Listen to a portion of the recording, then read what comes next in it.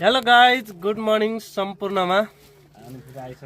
आज चाहिँ फेरि सर्ट भ्लग लिएर आइसकेको छु। यो चाहिँ भतिज लुकिरहेछ। ल हेर्नुहोस्, हामी चाहिँ यहाँ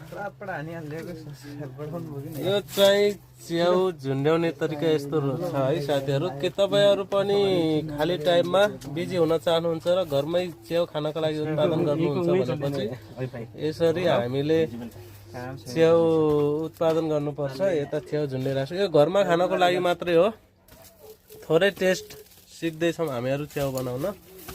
र यो चाहिँ यसरी झुन्डिरहेछौँ होइन। अनि अरू चाहिँ थोरै बनाएको छ कि गाइजहरू। ल हेर्नुहोस् है, यति छ। यो चाहिँ 3, 2, 5, 10, 12वटा प्लास्टिकमा भरेर राखिसकेका छौँ। ल यसरी हाम्रो भइसकेको छ। तपाईँहरू पनि मेहनत गर्नुहोस्, काम गर्नुहोस्। सफल भए पनि नभए पनि काम त गर्नै पर्छ, मेहनत गर्नै पर्छ साथीहरू। ल यसरी हाल्दैछौँ।